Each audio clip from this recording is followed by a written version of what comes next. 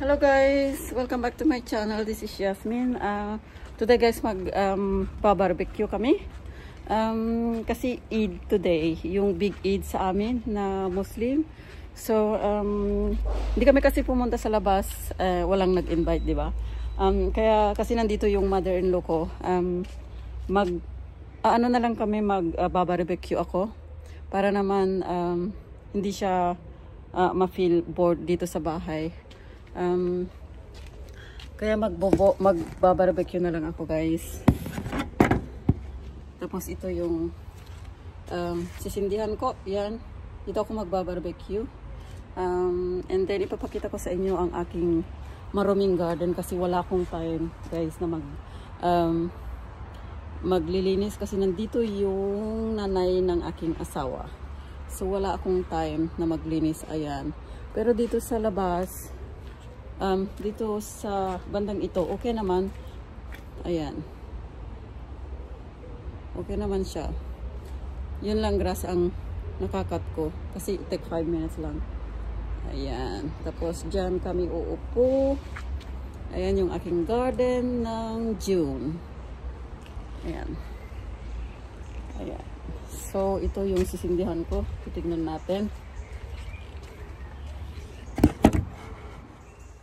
Ayan. Paano ko kaya sisindihan kasi wala akong lighter. Kasi pag yung tao ay hindi ano ba yun, nag-i-smoke.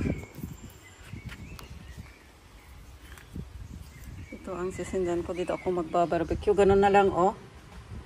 Ayan. Tapos ay, saan ko ba sisindihan? Ganyan lang. Ayan. Ayan.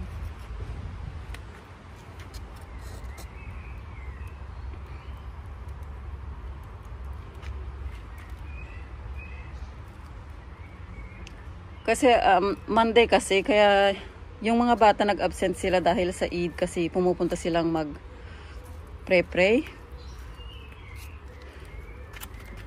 Ayan.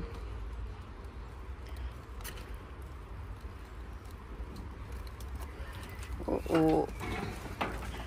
Take 10 minutes guys. Mag-ano ito. Ayan.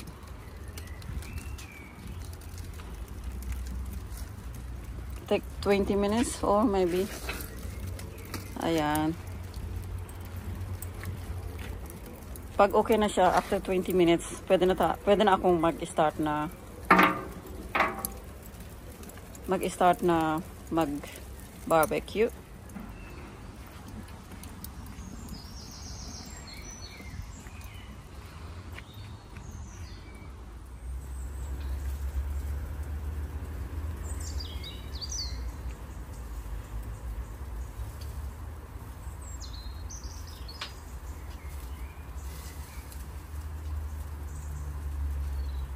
You can do here sa close.